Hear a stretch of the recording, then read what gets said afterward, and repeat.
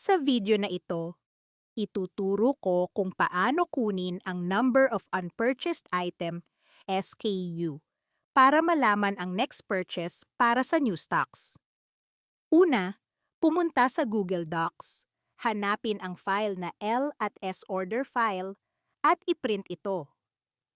Pagkatapos, gawin ang digital inventory para sa items na nakalista sa L at S order gamit ang Shopee Seller Center.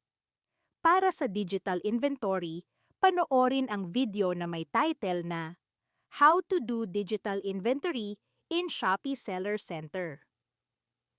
Pagkatapos gawin ang digital inventory, sunod naman gawin ang purchase order planning. Para magawa ito, panoorin ang video na may title na SOP, Purchase Order Planning and Prioritizing Procedure.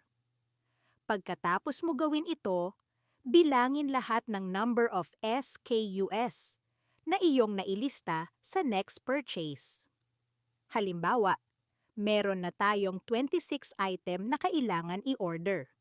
Yan ang ilalagay natin sa KPI. Pumunta sa Google Sheet at hanapin ang DPI KPI file.